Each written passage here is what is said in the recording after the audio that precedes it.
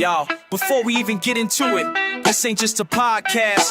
This us talking to the block, to the moms, to the homies lost, to the ones fighting demons inside, kings and queens that forgot their crown. We four brothers coming straight from mud. The web not for clout but for purse bills. We the night brothers speaking truth to the mic. Struggle, bringing dark to the light. Block to your soul, let the message ignite. Podcast, will every word take flight. Gritty like the grind, hell first we strive. Social heat in the street, keep hope alive. 4 mics, 1 mission, make the people revive. It's the night time, feel the vibe. We 4 deep like corners on the block. Mics hot in the lab, cool non-stop, no gimmicks. This ain't clickbait chatter, this heartbeat, struggle is so batter. Got fam trying to heal, broke bills on the table. Talk health, mental wealth if we ain't able. From the hood to the web, we built this escape. Tired of seeing kings trapped in a lower gate. Click clack on the keys, we ain't just pie, we preach it. Street slang, health hacks, real talk. See the system rigged, trying to cage our minds, but we cracking the code like it's column. The brother with the blueprint, knowledge in my stash. Turn trauma to armor, pain in the cat. Like 4 voices, no filters, no mask. We ain't just streaming, we building that path. Night brothers, speaking truth to the mic, shining through the struggle, bringing dark to the light. Your soul, let the message ignite. Podcast for the people, every word take flight. Grind, health first, we strive. Social heat in the streets, trying to keep hope alive. 4 mics to make the people revive. It's the nighttime. Tune in, feel the vibe. Oh yeah, 4 mics, 1 night. Nighttime, nighttime. I seen young bloods. Welcome, everybody to the Night Brothers Show. Welcome. What's going on? How's everything going? We got Margaret, Nick, and Mimi Lee in the B. What y'all up to? Always. All right. Hello, Margaret. Hello, Mimi. And Kenny, how you feeling this evening, brother? Kenny, can you hear me? What's up, brother? Hey, all right, how you doing? What's going on, feeling, bro? bro? Yeah, I'm doing great. I'm doing great, man. Everything is lovely. How about yourself, bro? Doing well. Well, let's once again, this is the Night Brothers Show where your opinion matters. We're fortunate tonight to have a guest with us. We're going to have a great time, a great interview with Mike, and we're going to introduce him in a second. But as always, we ask you to like and share the podcast, spread the word. What we want to do is we always say that your opinion matters. Well, we want to show you that it matters by you spreading the word and with your questions and comments. So, Lenny, with that being said, let's get this thing going.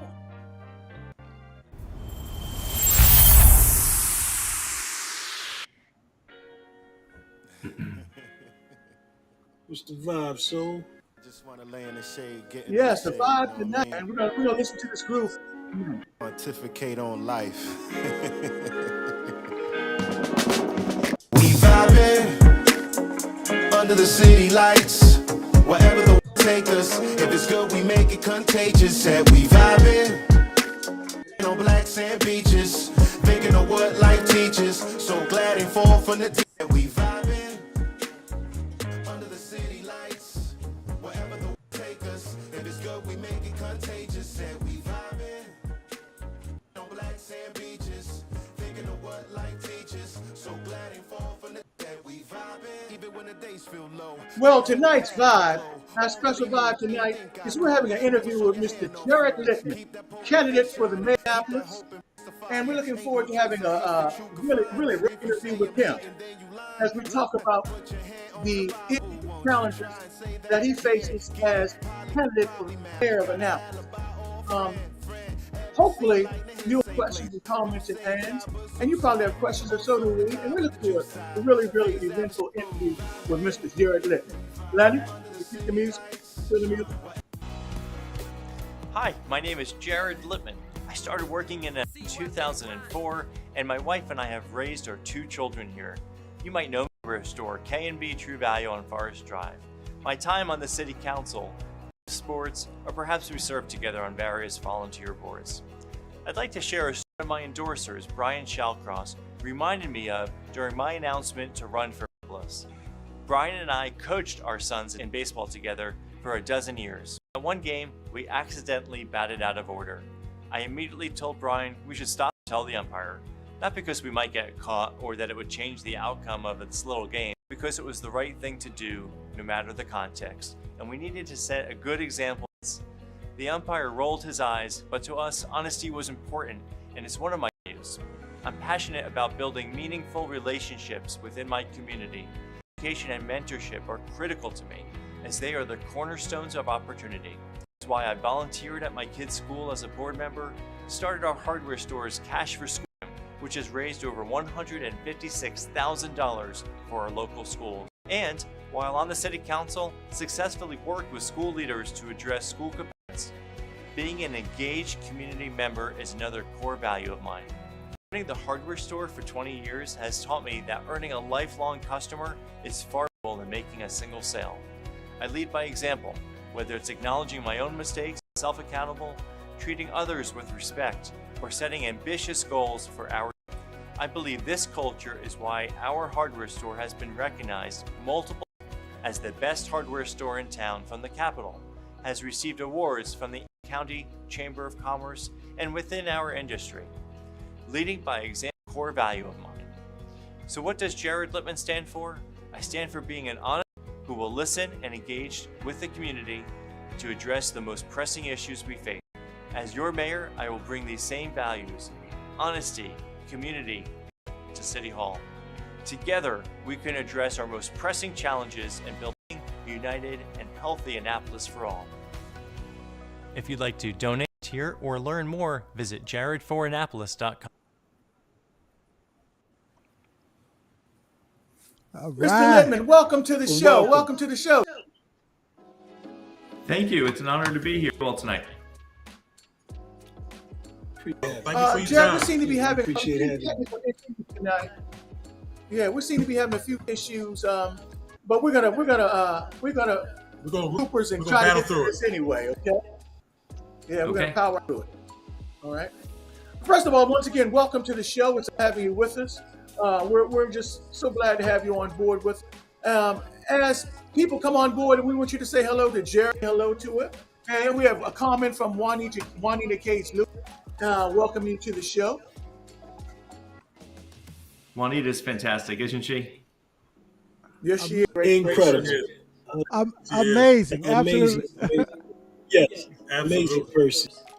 From day one, I mean, you know, and the beautiful her every day, the same beautiful person shows up.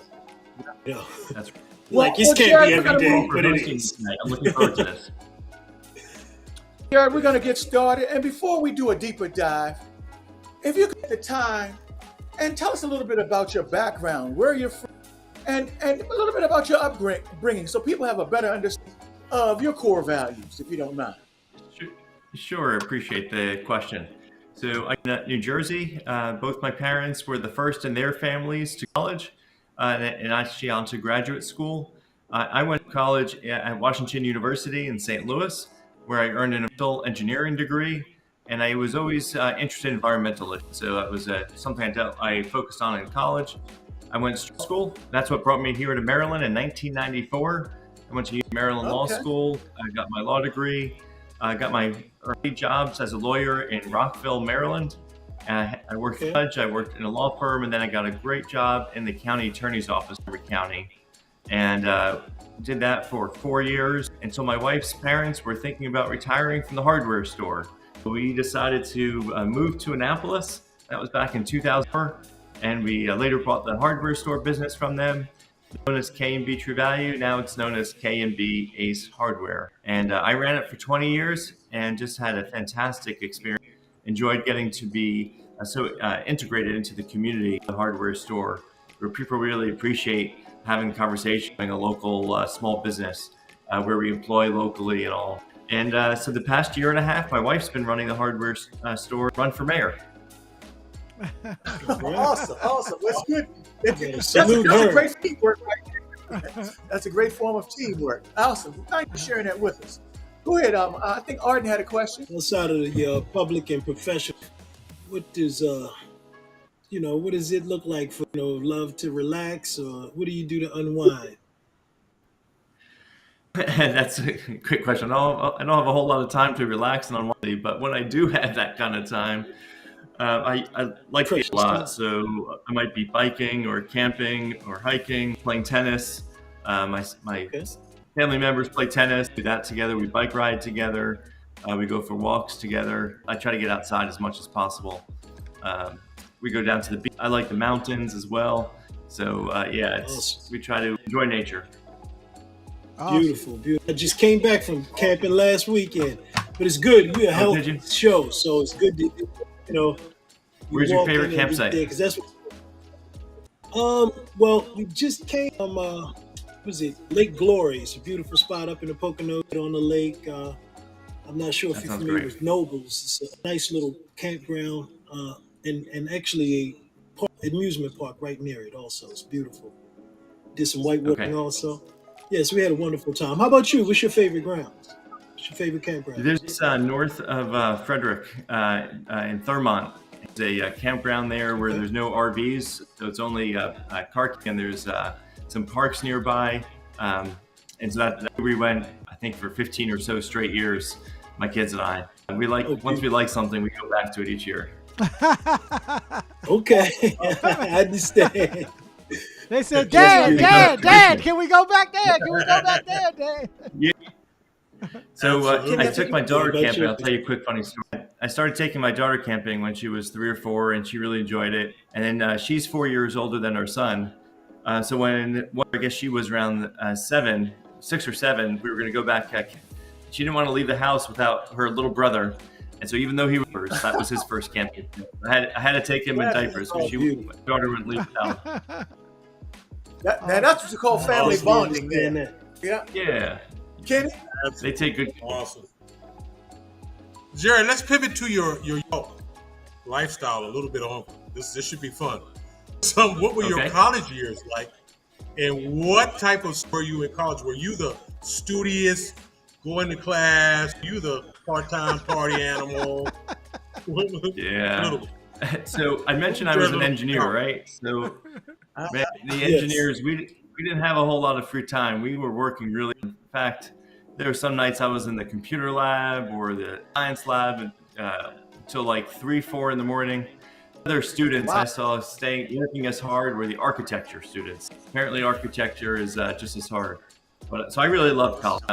I was in a fraternity. Ended up having a lot of leadership positions in the fraternity. I just thought it was a lot of fun, and college was a great experience for me. It's where I really felt comfort of who I am, and just satisfied with who I was as a person. It wasn't trying anybody else. Awesome. So you Beautiful. answered my question. You were more the studious type in the Oh, yeah. lab here 4 o'clock in the morning. Well, Absolutely. we did have a What phrase of fraternity work hard, play hard. So you had to play hard too and blow up some steam, but you had to earn it. Did you mention And a that fraternity? segued me into my Sorry, I didn't hear you. my secondary question. What fraternity? Sorry, the connection wasn't great. I know. I said that said segued what me. fraternity? What fraternity? What fraternity? You made? Oh, Theta Xi. Okay. Theta Xi. Okay. So you did some part-time partying. That's right. You had to earn it, but then you Just a could little- party afterwards. D. Goodwin is getting ahead of us with questions, but she's asking your main D, objective. we're gonna delve in things in a minute, D. So just be patient. We're gonna delve. Move on. Okay.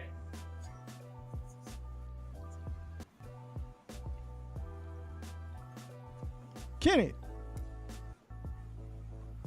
Littman. Once again, where did you get the inspiration to run for the mayor of my hometown, the city of Annapolis? And let me say to answer that question. It's so ironic for you to be here because I'm a Neapolitan, and you said you were from up here in New Jersey, Yep. in Wayne, New Jersey. That's about minutes from me. So that is kind of ironic. But what inspired you to run for the mayor of Annapolis? Is there a backstory for your pursuit of this passion? Tell us a little bit about that. Sure. I had a little hard time hearing you, but I think I got the gist of the question. So I love Annapolis. I've lived in a number of places. But for me, being in Annapolis is by choice. And I just love connections I've made with people. And it's such an amazing, wonderful city. At the same time, when I was on the city council for a number of years, now, and as a store owner, as a parent of 2 kids raised locally, being a coach, I kept on seeing so many opportunities for where Annapolis could be better. And I have a unique balance between being an engineer, lawyer, and business owner. And so I just felt a responsibility of a sense of I can make it better, and so I have a responsibility to try.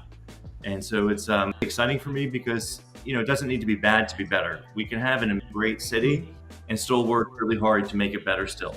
I And like so that's that. the difference. I like that. I I really like that. that answer. I like it. I love I like that. Thank you. E. Yes. Well, Jared, as we move forward, why do you feel that you're the best for this moment in Annapolis history? Just tell us why you feel that now. Sure. So there's a number of things. So we're at a pretty unique point in our history where we've just had 8 years of focus on big projects, but in fact, many of those projects are implemented, like the City Dock project. And we're the biggest project in our city's history. And in me, you have who's been battle tested in business. After I bought my business, we went through a recession and then later a pandemic and just encountered challenges.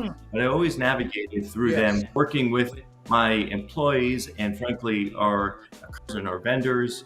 And so as we tackle this huge engineering feat, having a mayor who's an engineer and a lawyer, business owner, who's done a lot of hard things and goes the fire, if you will, in terms of doing hard things, I think that'll be useful. I have a sense of urgency that I find, I want to say, is unique. It's certainly not, but it's very in your leadership of every day, every dollar, and every person matters. And so we need to work hard to make sure we don't waste any of that. Every person has to be uplifted. Dollar counts, and we don't have a lot of time to do it. So every day matters to me. My slogan is listen, unite, do, because I know I don't know everything about everything. And so I surround and engage with residents and communities and union leaders and direct experts in the field to make sure what we're doing makes sense and is the best strategic plan. And then lastly, I would say, as a corporate board member and on very numerous volunteer boards, that's such valuable experience, including being an alderman, of knowing how to not only collaborate, but the importance of a culture of getting to yes, like we have in my hardware store, but also strategy. And a strategy isn't just saying, here's my aspirational goals, here's 10 things I want to do. A strategy includes identifying who's responsible for doing that, what resources do they have. The really important part is, are you then measuring to see if you did what you said you were going to do? And sometimes if you miss your target, it doesn't, one or directors or employees were bad. It just means things came up. Let's refocus and re-strategize. And so it's a constant effort. Strategy isn't something you do once and stick on a shelf. It's something that our students and our employees should be coming back to all the time. What are we working on? Are we being successful? What does success look like? And it's a unique combination of skills and talents that I'm really excited to bring to government. Well, I would definitely, it leads me right into how do you plan for a city that's, economically, racially, and politically so diverse at this point in time? How do you go about solving those issues and bringing people together? I think that's a great question, but let's say we look at that diversity as positives. Those are ways that are going to help us be successful because we have such a history and dynamic community of different economic, racially, and politically diverse people. Let's use that to our advantage. When we engage with people, have different views, and frankly, that's helpful. That's what you want. And so that's why I'm going to listen, unite, do. And so number one is listening to people and understanding where they're coming from and where their needs are. You guys you probably have different experiences than each other, even though you're brothers, but you definitely have different experience than me. So there's probably things I could teach you, and I have no doubt that many of you guys could teach me. And because we come from different backgrounds, we could do better than if we were just surrounding ourselves with people that are like ourselves. Yes, man. You're talking about surrounding yourself with yes, man people. Yes. We had another audience question from Armand Wallace. Just wanted to see if we're getting ahead as well. But what are some of the things that you feel can improve, and what are your plans to get it done? If you want to opine on that, real. Sure, the things that we can improve on. We we were talking about the city dock project and housing affordability, public safety, recreation. We've been focusing on these projects. We haven't been focusing on the services so much the past few years. And I'm not saying that as a shot to anybody. You can't do everything at once. And so I feel like it's services got lost or less focused on while we were doing these big projects. So I want to improve our services.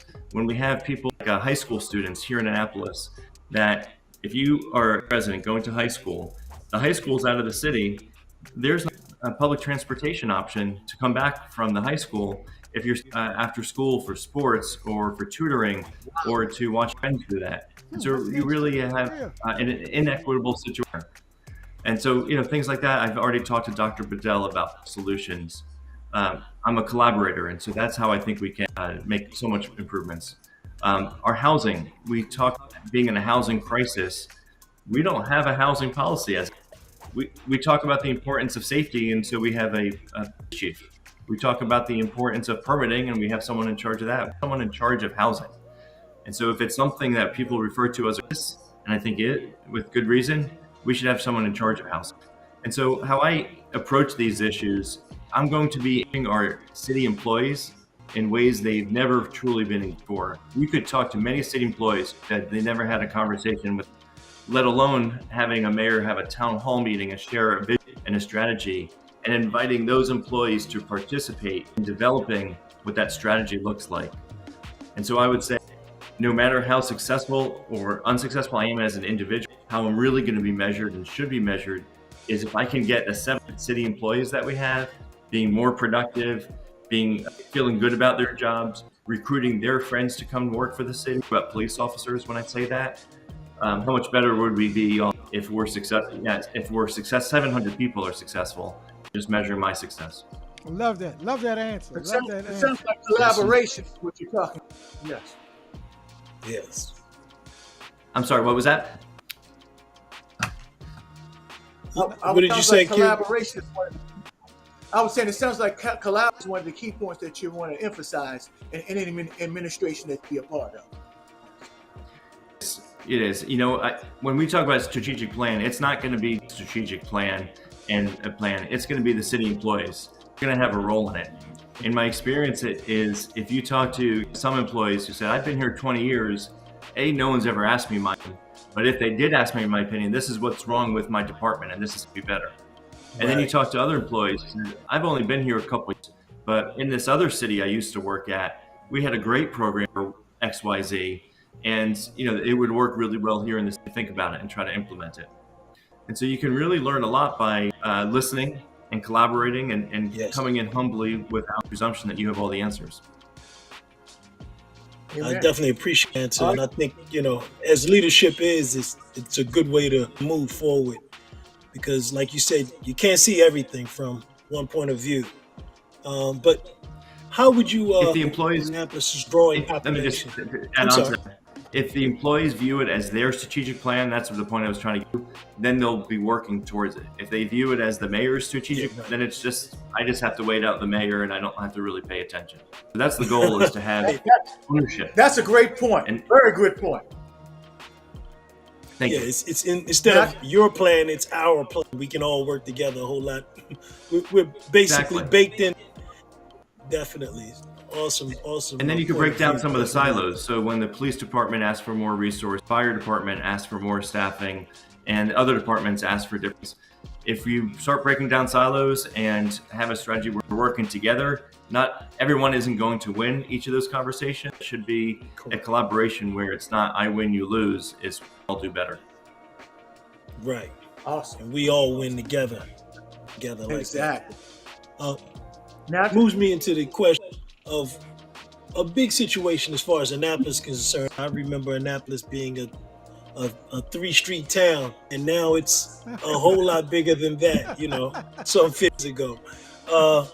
How would you handle the growing population in Annapolis and address the affordability issues along with that demand? Yeah. So number one, we're fortunate in this growing demand that Annapolis is such a wonderful city and that there's demand here. And so that's obviously it's a positive, but it's also hard because whether you're trying to move out of public housing and not seeing that middle-sized housing, or you're graduating from college and trying to move back into town, the town you grew in, it's hard to buy that first starter home. It's absolutely, it also raises costs. You know, I can certainly share my experience, and I know in restaurants and shops, all of our employees find a hard time finding housing. And so the fact that they either have to spend a lot to have housing here or far distances raises prices for everybody. So it's one that affects everybody, even if you have secure housing, is my point. So for one, I mentioned needing a housing strategy and a housing. We should be able to point to somebody saying, somebody's in charge of it, and what does that plan look like? So for instance, we have a comprehensive plan that calls for 1,500 more housing units in 2040. Well, what are the incremental steps? Those 1,500 houses going to be? What kind of houses are they going to be? Our biggest need is that middle-sized housing, so not necessarily single-family housing. So what kind of policy we put in place that incentivizes developers to build the type of housing that we need, not the type that has more profitable, which is that single-family housing. And so ways we can do that is focusing on some mixed use areas where there's currently zoned for retail commercial. Making the permitting process easy. Right now, if you're a small developer, Annapolis is a really hard city to work in and work with because it's so dang and it takes forever. Yes. And so that makes it easier for the big developers because they have the deep pockets to go through those housing issues. But we want smaller businesses, smaller developers to have a chance as well. We can be proactive in finding the type of housing where we need. So if we pick a site, the seafood market as an example, and the city says it's private property, we can't make anyone do anything. But if you're a private developer and you buy this property, you know where the seafood market is on Forest Drive, and by Robin. And so if the city told the community, if you have property and you put on the first floor some sort of grocery store or seafood market on the first floor, and you do 2 levels of housing, you would add, and it has to be moderate sized housing, so moderate. Then a developer can see that project and say, well, that's not going to be 10 years to get approval. The city's telling me I'm going to get instant approval, worth money to them. And then we could leverage those savings that a developer and require them to invest in the community. So Robinwood's across the street, we could say, if you're going to get this benefit, this fast approval process, you need to reinvest into the Robinwood Community Center.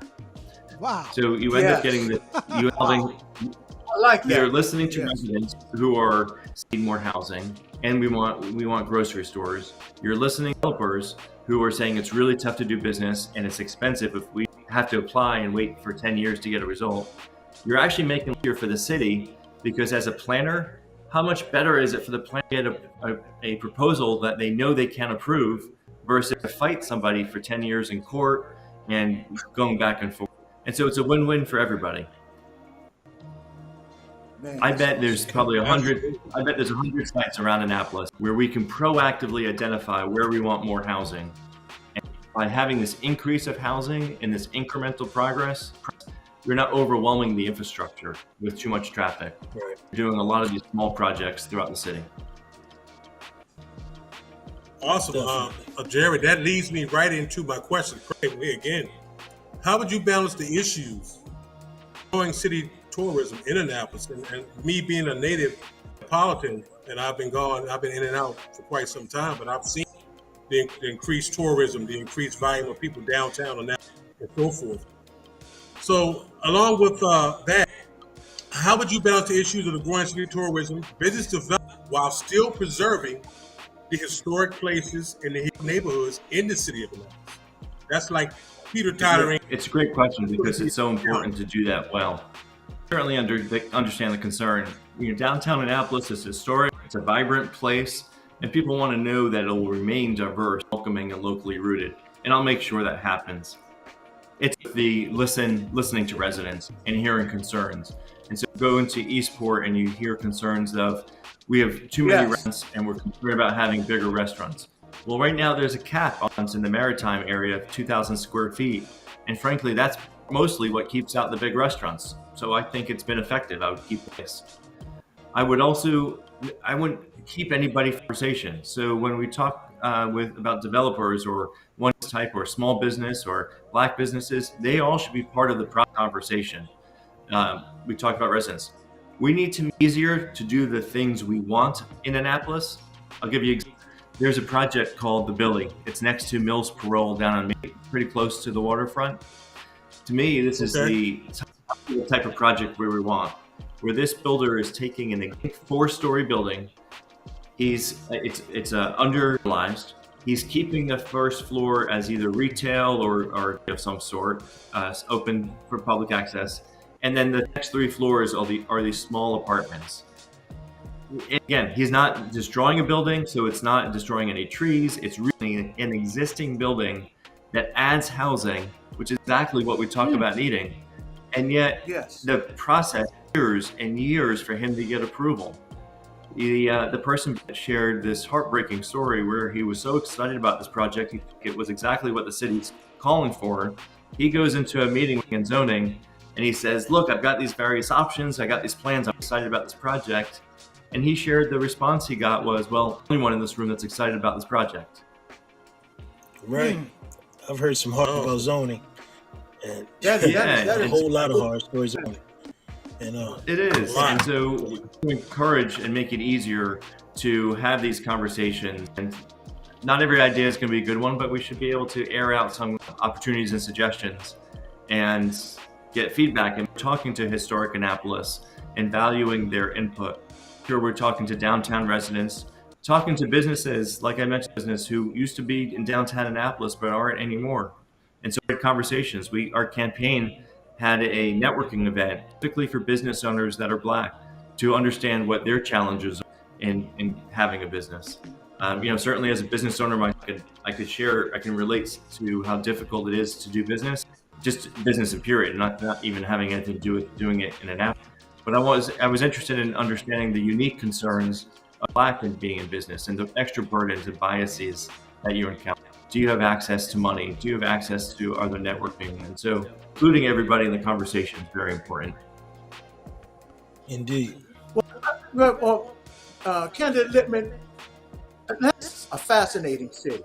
And there's so much going on in the city. And one of the questions from one of our listeners tied in directly with this question to ask you now. And there it is right there. How do you tackle crime and public safety? And what is it that you want to accomplish in the community without being over police? You don't want them to feel uncomfortable. You want them to have a good relationship with the police. So how will you plan to tackle? Sure, public safety is one of the core responsibilities of your government. And so you're never going to be done. So you're looking for opportunities to make public safety. That's why I don't rest, even though we have a great public safety departments and employees that work really hard, but you're never done and always want to look at ways to do better. And so I have 6 or 7 different points we can do better in public safety. Number one, we have a human resource issue. Our police department, for instance, by code is supposed to have 131 officers. In the budget, it has funding for 104. It actually has about 130. So about 20%. 30? Yeah. So 131, 120 budgeted, and they actually have about 113. 13 number changes all the time. As you can imagine, they get some people out of training school, and so they add to it, and then they have people retire or leave. It changes by the day, but the last time I got from the APD was 113. So just think about that for a second. If they're already about 8 officers short, about 15% short of their staffing, it means they're working overtime, and not just on a voluntary basis. They're being forced to work overtime. They're stressed because they don't have enough support. And so we have that HR issue. And it's not specific to Annapolis. I'm not, again, pointing fingers here. It's a statewide issue. It's an issue. That's where I talked about earlier about we need to make sure our officers are engaged and get a chance to say what they need to feel like they love being a police officer in Annapolis, so that they do their friends that work elsewhere to be here in Annapolis. So number 2, make sure they have the technology and they need. Number 3, We already have started getting credit for starting violence interruption programs, but there's some inefficiencies there or ways to just support them and make sure we're using trusted people in the community to be our representatives and engage with people, and so we can improve our communities themselves. If you have access to recreation and transportation, then you might feel more loved by your city and more willing to live by the society's rules. If you feel like isolated community and you don't have access to recreation and part of the transportation, and downtown is a foreign concept to you, or water is a foreign concept to you, then you probably don't have a whole lot of regard for people who that's important to. So we need to make sure services in each of our communities are equitable. We need to improve our mental health response. We need to continue our program. This chief has started a reentry program, very successful. And frankly, Chief Jack. I believe in audit. Chief Jack. Yeah. Sorry, go ahead. I said Chief Jackson. Yes, he's been a pastor in the show. Yes, continue. Yeah. Yeah, and started a reentry program, and that's wonderful. We also have a county program and a state reentry program, and they're all based in Annapolis. And so we could work together collaboratively to support reentry in general. The point about overtime is a great question. And when I talk with officers, with people in the community, how I think they would want that issue to be is by having the officers be in the community be outgoing and engage with officers. I talked to officers, some retired, some still in the service, who say, we used to just go and talk with our neighbors, people in the community. And so we could talk about a basketball game, but then when there's a private moment, they give some information and it doesn't look like they're routing out because people are used to seeing us talk together. Each community probably is different, and people within the community might feel differently, but if the officers, the men and men who are in the community are engaging and not just lift people up, but asking them, how are you doing today? Then I think it would care of not being overpoliced. No question about that. That's No something questions that. about that. Go ahead, Go ahead, bro. I'm sorry. No, I was saying that is something that's so important that they feel that they're in the community, and to have that engagement from the officers, it sheds it makes the relationship within the community. And I know that's something that Chief Jackson has talked about on this show, and to have you guys collaborate on that would be an awesome thing. Candidate Littman, this is a question, and I don't want to veer off in another direction, but I think just from my statement just made, I know where I'm kind of like going with this question. What kind of people would you surround yourself with in your administration? And I think everybody knows where I'm going. I don't want to open a can of worms. I don't want to veer off into another conversation because this is not the show for that, but everybody knows where I'm going. What kind of people would you surround yourself with in your administration? I appreciate, great question. Because you've heard me say I know I don't know about everything, and so I need to rely on experts around to make me smarter and make the city smarter and do their jobs. So obviously having expertise is truly important. I'm not just gives jobs as favors. I don't think anybody should have a job as to somebody. Everybody who has a job is because they have some value to give our city as a whole. I think that's very. So I certainly value strong, intelligent people. I value opinions that are different than mine. And so I would purposefully make sure I'm not just surrounding myself with people that look and sound and have the same backgrounds as me. I know diversity is a used around, but it's not just about racial diversity. It's current experiences. Obviously, I have a background as an engineer lawyer. I want people who are also creative and artsy and have all different kinds of experience, right, and people who can think big picture and people who could think small into the deep. Absolutely, as a threshold, you have to be someone that's supportive.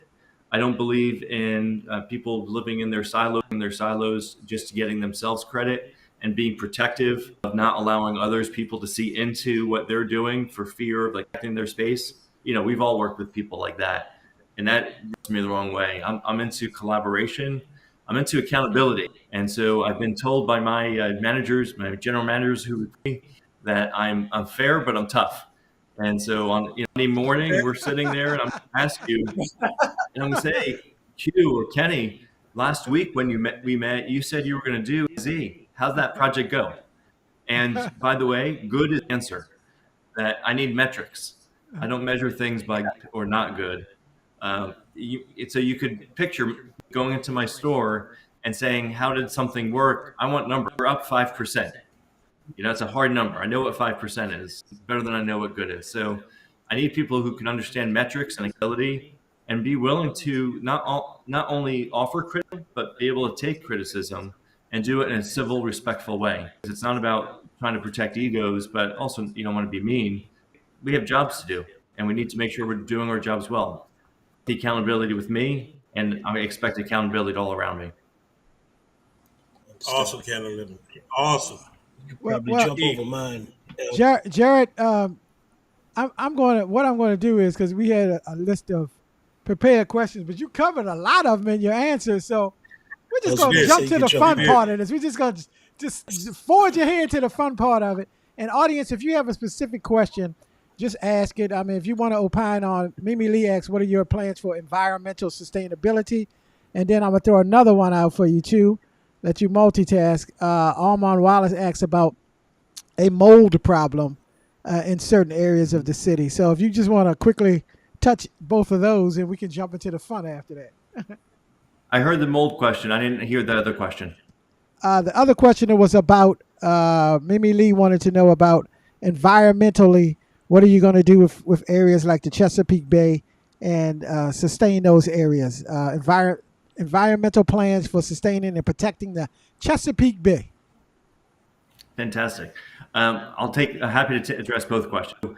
Love to talk about the environment. It's my passion issue. It's why I fell involved in public service to begin with. I mentioned my environmental engineering. My law background was also environmental law. When I was on the city, I got the city's first Forest Conservation Act passed. And that only counts as one piece of legislation, but that took years to pass and it was hugely controversial. Right. And it elevated our city. Currently, I still serve as a volunteer board member on the Resilience Authority. This is an entity that was created by the city and the county together to be focused in building or improving our infrastructure for climate resilience, meaning electricity resilience, sea level rise, riverbeds, making sure we're containing our storm and not destroying our earth that way. So I have great collaboration and networks within the environmental community and I'll be absolutely focused on making sure that we endure and survive as best we can as we're dealing with one environmental calamity after another one. So that's an exciting topic to me. I consider the mold question, the other question was actually, it's also an environmental issue. And there's different mold, and it's a very complicated question because a complicated issue because there's thousands of types of mold, no definitive scientific certainty about which types of mold at levels are unhealthy. And it partly depends on the individual. Some certain levels of mold could be unhealthy for one person, but be fine for somebody else. So it's complicated, and I won't be able to fully address in this question. But I recognize it as an issue, and I'm so sympathetic to the people who are living with mold in their houses because it's so unhealthy for some people, especially. The state just passed mold legislation. Before I get into what the state did, let me just clarify where the issue is. On public housing, that's even new, but new housing is built with such good air efficiency that it's allowing for a flow of air. And although it's better for energy efficiency, it's worse for your air and having mold be contained in your environment. So that's what part of the problem. And some of these new public units were built. You have water dripping down out of a stove that you never should have water in there. So there's some construction problems, and we need to hold those builders accountable. So that's the answer. On the mold issue, Senator Henderson held mold legislation that's supposed to establish by MDE, Maryland Environment, in the next 2 years what those mold standards are. And so that will be helpful to hold the builders accountable. But ultimately, there's no one answer because there's types of scenarios. When it's the builder should be held accountable. But as a city, we could help that happen, but we could also improve the education on the issue. Sometimes it's a simple fix that the homeowner themselves. Sometimes they need just an inexpensive equipment or cleaning chemicals, and the city could perhaps better connect to those sources of equipment. So it's a great question. It's a compliment. You could probably spend a half an hour on that one alone. Oh, without question. Especially the We're going to adversity shift of it. gears. Indeed. Yes, we're going to shift gears a little bit, Jared. And once again, we want people to know about you. There's a serious side. There's a part that's fun as well. So listen, this is our lightning round. And if there were one show that you would be a great contestant on, and did you feel that you could possibly win, what would that game show be on? Now tell us, Jared. The people want to know. I think I'd want to be on Who Wants to Be a Millionaire. I like the goal of winning $1 million. Yeah. Sounds good, that- man. Okay, I like that one. I think I'm good at staying calm and handling tricky questions. I've got a lot of smart friends on speed dial, so I think I would do it right. That helps. That helps. Indeed. That helps. Okay. All right. Well, All right. what's your all-time favorite show, and what are the characters Chris- you enjoy the most? Christmas Like movie, Vince man. Vaughn, and so I'd say My Four Christmases. Just Four Christmases is a funny show. A funny movie. We get a good kick out of that one. Okay. Okay, sounds Gotcha, good. gotcha. All righty. Kenny? If you could attend Favorite? a major world event with a few of your 40. craziest friends, who's going? What would that event be? Why? So I'm probably a bigger baseball fan than football fan, but those are the two sports I love the most. But if it was one event, I think I'd have to choose the Super Bowl over the World Series because it's a single game wrapping up the whole season. And so I love the build up to the Super Bowl and watching the Super Bowl. And as far as I see the question about friends, so I'm in a couple fantasy football leagues. And so if I wasn't bringing family, I think I'd bring my friends that I have one league I do with friends I've had for years. Another league that's newer friends. So I bring my league mates, and we'd have a great time. And I see the favorite NFL football team. Even though I grew up in New Jersey, my team up was the Redskins. And so it was fun to be So I'm not a good politician because I didn't pick the Ravens and the Redskins equally, right? No, We're going to give you another chance. Who's your favorite Major League Baseball team? I'm a Yankee fan. I've been a Yankee, and I'm from Maryland. I'm from Annapolis. And again, You're a Yankee proof fan? that I'm not a good politician. I'll be truthful and say I'm a diehard Yankees fan. So the Yeah. Yankees and the Redskins are my two favorite teams. Okay. Although it's Commanders now. I wasn't trying to be political with calling them the Redskins. Right. Commanders. Indeed. I'm with you. Somebody want to answer this question? Ask this question since my face is off the screen. Okay, go ahead. Can't Okay, put- if you win in November, if you win, Jared, should you win in November, don't forget about us. I promise that you'll come back for appearance on the Night Brothers show. Or your schedule going to get too busy.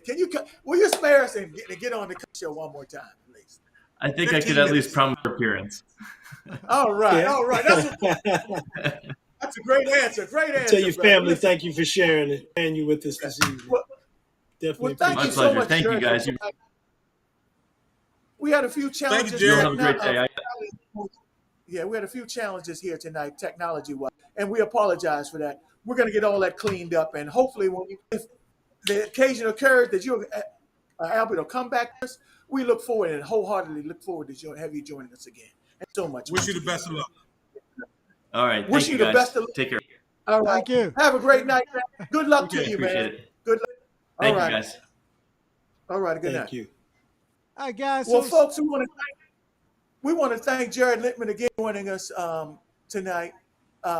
He was a great guest. Was more than gracious with his time, and even though we did have a few challenges tonight with their screens, but he troopered through, and we appreciate that. Listen, next week, man, we have another great show lined up. Next week, I want you guys to be on the lookout because next week we're going to have the new pastor of not one of the oldest churches in Annapolis. Can somebody tell me who the oldest church in Annapolis is, first of all? Can anybody tell me who the oldest church in Annapolis is? Black church in Annapolis? Other than Asbury UMC. And their pastor, I got to meet him. His name is Michael Anthony Parker. He's joining us next week for a segment.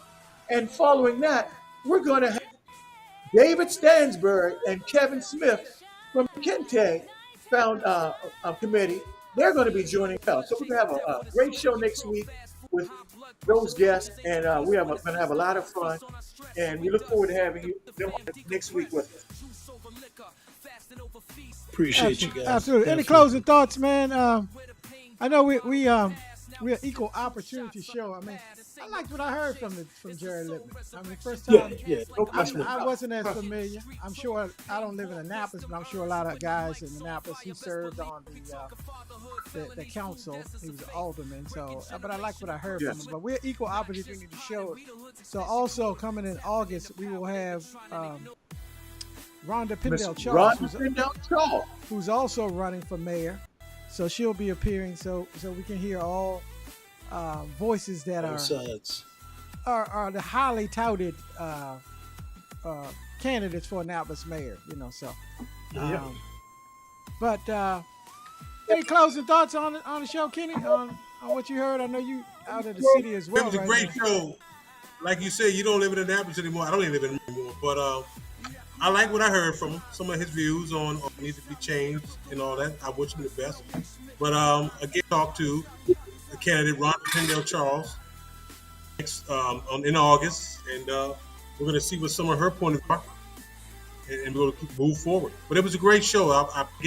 Again, I appreciate him for his time, for his thought, his insight, and I wish him the best. Absolutely. Y'all, the largest, the best internet audience ever, the Knight Brothers audience. Thank y'all for the week. See you next week. Definitely. Arden, you got some Peace got and a few love. comments? Hey, look, definitely. Just a little thing. Everybody, I don't know if you did it, scene 8 for those that's intermittent fasting still with it. See if you could do a 17-7. You know, or a 19-7. You know, try to up your fasting if you're fasting with us.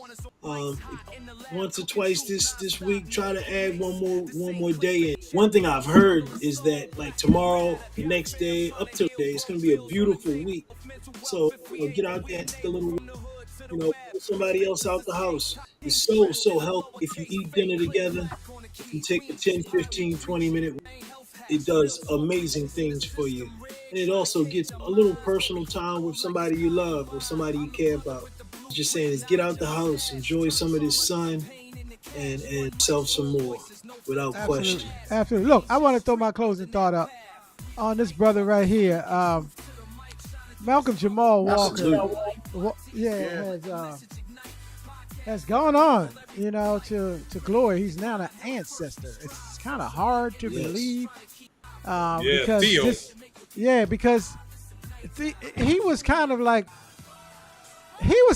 in everybody's family if you think about it from those terms. Because everybody's brother. Everybody knew what night you knew Thursday nights. Thursday nights, if I recall that. Cosby was coming on. It was like etched into your fabric of living, and everybody on that show became your brother and sister because it was just that type of show. It was less options of viewing, and back then the internet wasn't as explosive, and you had all these choices. So you just dealt with that, especially you identified that from an African American diaspora perspective. You just vibed with it, and he was just such one that he was your brother, Kenny. He grew up with you. You know what I'm saying? Yeah, and, grew up before our eyes. He actually grew up before our eyes, Lenny. I'd say that. So anyway, I just wanted to shout out him and say good night and rest in peace. And so next week, peace and love, y'all. Peace and love. Y'all have a beautiful night. Great week. See you next week.